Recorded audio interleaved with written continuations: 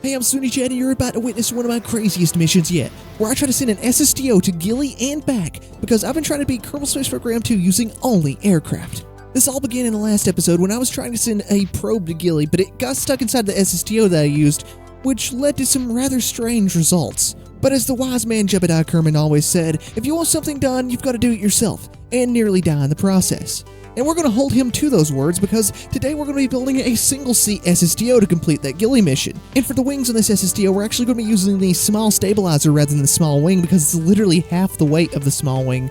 And I couldn't really notice too much of a difference between the wing and the stabilizer lift-wise. There is one big difference though, they don't really have that much control surface deflection, so I added these all-moving stabilizers at the end of the wings. Kind of looks like Spaceship 2, but those are for pitch control, and I'm just going to use the wings for roll control since you don't need as much deflection for that. It probably sounds complicated if you don't know anything about that stuff, but all you need to know is that this thing works, and it works pretty darn good. On our very first try here, I'm trying to get it completely into orbit with just what we have. We have two Terrier engines for the vacuum stage. It's an SSTO, it's not a stage, it stays attached to us. So the vacuum engines, I guess you could just say on this. But once we get in orbit, we really don't have that much delta V. I think I would have had if I wouldn't have burnt all the delta V here to see the oxidizer ratio, which was bad. We wouldn't have had that much delta V anyway. So I ended up going through a few different iterations, tried out an aerospike, and finally this was the best one. We ended up having like 1,000 meters per second in orbit, but that just wasn't going to cut it for a Gilly mission. So we ended up putting on all of these nuclear engines, which still didn't have much delta V. So I resorted to making hydrogen more compressed myself. Yes, that's right. Here at Spoony Aerospace Industries, we compress hydrogen, baby. We compress the hell out of it. We've got solid hydrogen fuel, I guess, here, because we have like 20 hydrogen fuel tanks clipped in there, which ends up being the same weight as just the regular oxidizer one. But as you can see here, it performs much better. We end up having over 3,000 delta V at the end of this, which is exactly what we're looking for, but we have to do this mission for 3,000 science, and that means that we have to put this part onto our SSTO. But with that part comes some drag, and that drag slowed us down so much that we're not going to be going anywhere in a hurry, let alone Gilly. So I had to spend a bunch of time optimizing this SSTO as much as possible, trying to lower the drag as much as I possibly could, and we ended up with this version here. And this is probably, not to blow my own horn, the most capable SSTO that I have made yet on the series. This is the SO26 Lathe 3 originally, but we're just going to call it the Gilly Express for the sake of today's mission, because that's exactly where it's going to be going. And I had to optimize the heck out of it to get it there. We're going to be using the inline Science Junior on this, which is much heavier, but it ended up having a lot less drag. And it seems like drag is king with KSP2 SSTOs. And we're coming to my favorite part of the flight, because the new nerve engines have a lot of brightness to them. The plume just shreds everything in existence. I mean, look how bright that is. It literally makes the whole thing glow. And as you'll see here in a bit, when we have the solar panel deployed, the back of the solar panel glows too. But once again, we have about 3,000 delta V in low Kerbin orbit, and we waste no time getting an intercept with Eve. I actually pre-warped to the Eve transfer window, and there's that glowing solar panel I was talking about. Jeb is going to have a whole heap of radiation to deal with between the interplanetary travel and those nerve engines. But anyway, we're going to be leaving Kerbin straight to Eve, and look how cool that was when the moon came around there. It was a really cool shot. But of course, we're doing our mid-course correction burn. Would it really be one of these videos if I didn't completely screw up the encounter and then had to fix it halfway along the way? But here we are at Eve with a encounter that goes barely into the atmosphere. I mean, we're going at over 4,000 meters per second, well over 4,000 meters per second, and the first game didn't even like those velocities for re-entry heating, so you can bet that KSP2 really doesn't like that. So we're only going to dip down about 5 kilometers in the atmosphere. Unfortunately, that means I'm not going to be completely able to capture this using just Eve's atmosphere. We are going to have to do a bit of a burn at the end of this.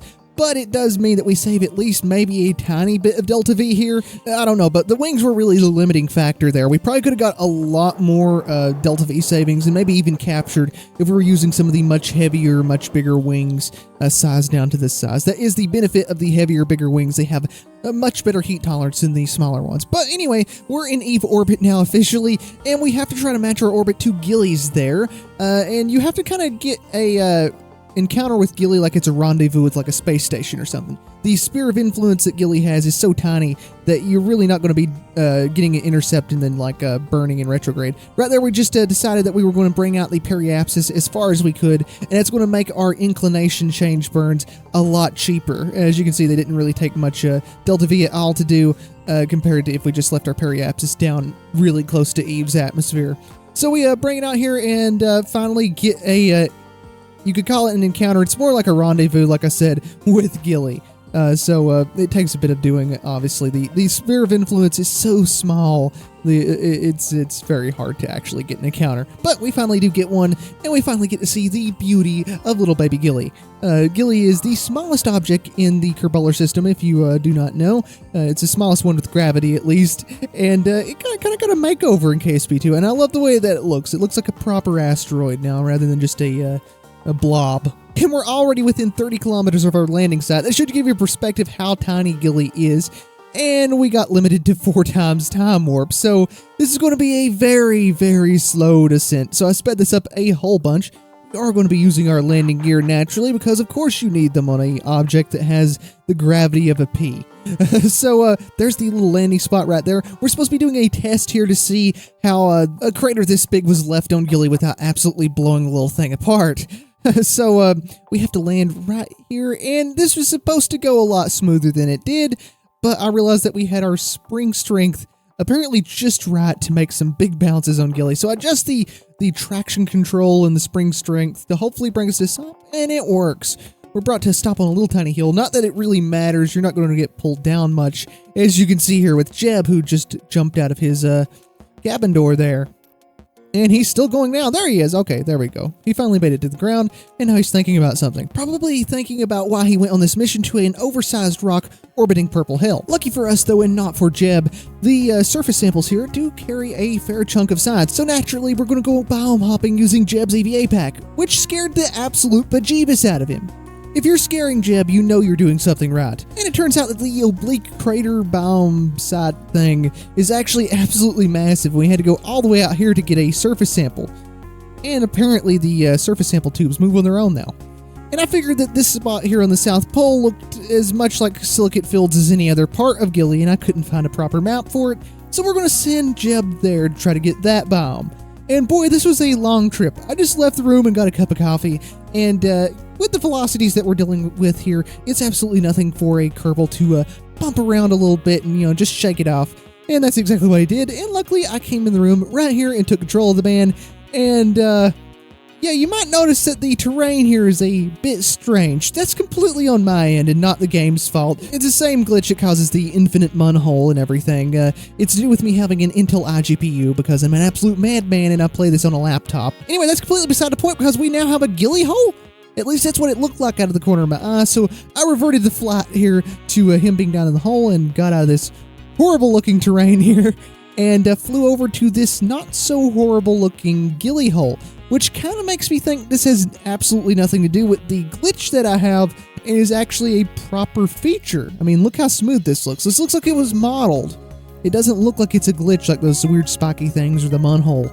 This looks like a proper, like, mohole looking thing, but it's very tiny. I mean, I didn't actually click over to the sea level thing as we descend here.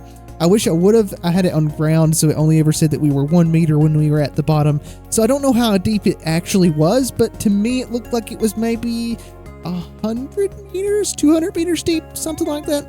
You'll get a nice outside shot here in a minute of it. But when we came down here to the bottom here, Jeb just kind of started spinning. He landed, but he just started spinning. It kind of looked like he was getting microwaved. So I left it going for a good while to have a good laugh out of it, and then zoomed out here, clipping through the terrain to show you the Gilly hole. Let me know if you have this on your game. I don't know of anyone who's showed it or anything. So just let me know in the comments if you've seen this in your game, if you have KSP2. And we come back to our SSTO now, and it's completely in the dark, so we're going to activate night vision, which is completely something that I made in my editor and not a feature in the game at all, but it should be. If you have rockets and nuclear engines, then you've got night vision goggles. I need Jeb with some night vision goggles. That'd be sick. Anyway, we warp around to daylight naturally, and then our SSTO disappears. It's completely gone. So I revert the flight back, and we're back in night vision again, of course, and now it's floating away. So I spend a good 30 minutes chasing this thing around until finally it lands and I'm able to get in the door here. And then we get inside and then we naturally, once again, begin warping to daylight. And, well, first this happens. And then as soon as we go into 0 time warp, normal time, this happens, which is quite familiar. We're inside Gilly. So it turns out you don't even need to go into some kind of Gilly hole or anything to get inside Gilly. You just need a time warp with landing gear on the surface. But the center of Gilly is a bit strange. It's not like the Mun. We killed our velocity here to see if it would sling us out and give us some free Delta V, because that would be absolutely sick, and we'd save a bunch of Delta V doing that, and this is a very tight mission as is. So we gain speed, and then we whip around the center of Gilly, and we're just kind of stuck in the middle. Yeah, so you just kind of get stuck inside Gilly. You never really get enough velocity from its core to leave. We're inside here right now. You just can't see the inside of Gilly. So we revert, and we leave the proper way in the dark this time. So you can't really see anything, but those nuclear engines sure lit everything up. And we're going to go ahead and leave Gilly, which took forever because a lot of that was in 4x time warp. They should really fix that 4x time warp thing. We're going to go ahead and try to get an encounter with Kerbin here. And let me tell you, this was not as easy as it looks. I took forever getting a transfer window that worked, and then even longer getting this maneuver node that worked. And when we finally did the maneuver node, I completely kind of just threw it out the window and deleted it, and then just eyeballed the Kerbin transfer. I'm really not used to doing these here precise missions.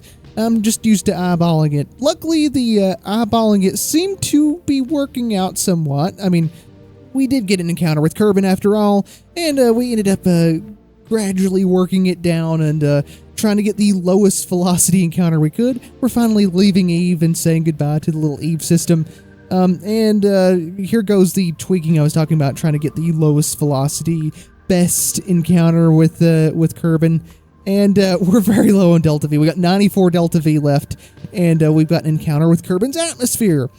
So this is the part of the mission that probably took longer than anything else. This was rivaling the time that it took to actually make the SSTO.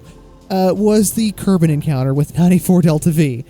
So at first here we just tried slamming into the atmosphere as hard as we could, trying to lose all of our velocity, but we're going well over 3,000 meters per second, which isn't as bad as our one at Eve, but it was still pretty bad, so we couldn't really go too low into the atmosphere, and we ended up not getting a capture from that.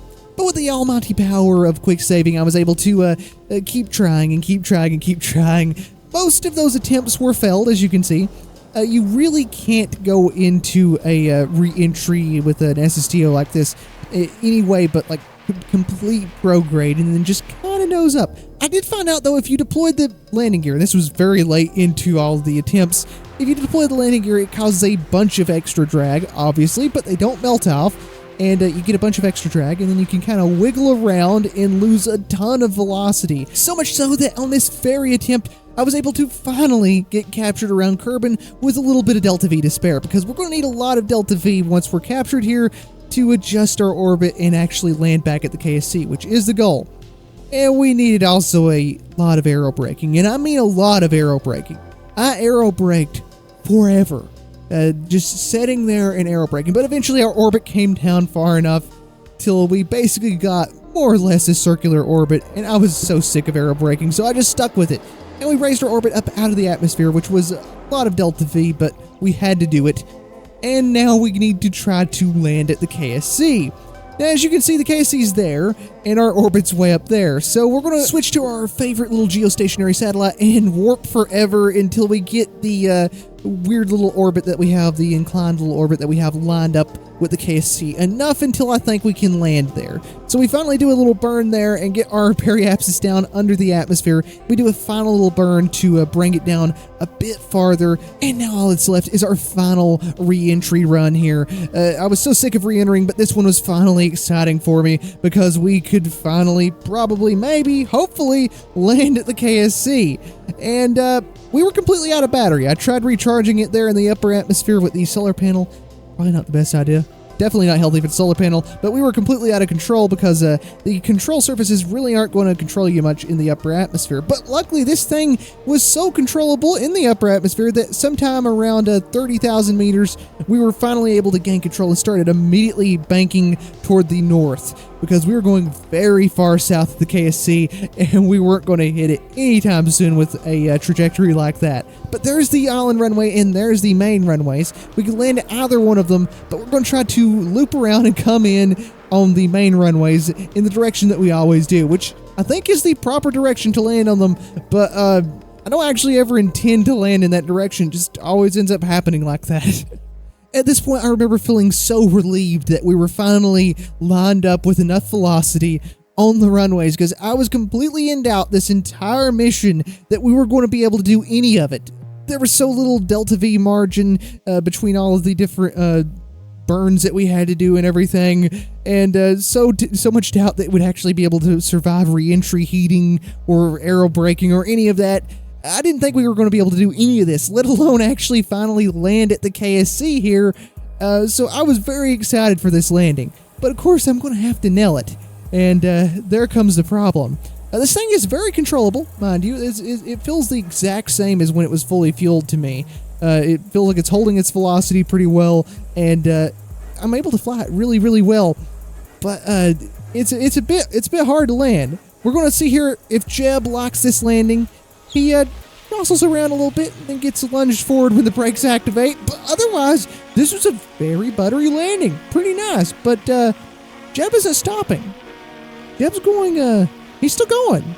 Brakes are off, and I don't exactly know what he's doing here. I guess he's just taking control of the plane, and he's bringing it down to, I presume, the taxiway down there? I think so. I think he's taking it to the taxiway. Yeah, he's turning left. Okay. He's going around the... He's going around the VAB. Okay, I didn't even know that there was a back alley back here. Wow, it actually looks pretty cool back here. But he's taking it around here. Okay, now we're on the road. I'm guessing this is the back lots. This is toward the tracking station and stuff. Where's Jeb going? Where is he taking this thing? I thought we were landing. Oh my God. Oh, wait. I think I know where we might be going. I think Jeb's taking us to the swimming pool. Oh my goodness. I should have known. I should have known better. He just spent like 3 years in 0G. This man's ready for a dip. I seriously love how much detail is in the background of the KSC here. There's going to be a very small percentage of players that actually go back here. There's like music playing in the background somewhere around here and stuff. It's great. It's great. I love this. The Kerbal Space Center finally feels lived in. And of course, the water is real in the swimming pools. What more could you ask for? And with that, I think we may have just lost Jeb as our pilot. Our only pilot, that is. He's manned pretty much everything in this series that a Kerbal hasn't died in, at least, and what a mission to end his career on. I mean, this was completely successful through and through. I'm very proud of this mission, but Jeb or no Jeb, we always have science, and we got 3,000 science for that Gilly mission. If you're wondering, Gilly didn't fall apart when it was hit because it's got sticky stuff. That's the actual quote. But we had just enough science to get both the nodes that we were after, and now we have those little Methalox engines in all 3 sizes, and the extremely efficient swerve engine. That looks like air-breathing Delta V, for God's sake. So do you think we're going to be able to do a Joule 5 using only aircraft in the next episode? Let me know in the comments if you think we're going to be able to do that, because I don't know. Give me ideas, any ideas that you have. But as for right now, that's all I've got. So on the left-hand side of your screen are some screenshots sent in by viewers just like you. And on the right-hand side of your screen is either the next or last video, depending on when you're watching. This is a very tired Smooneychad out.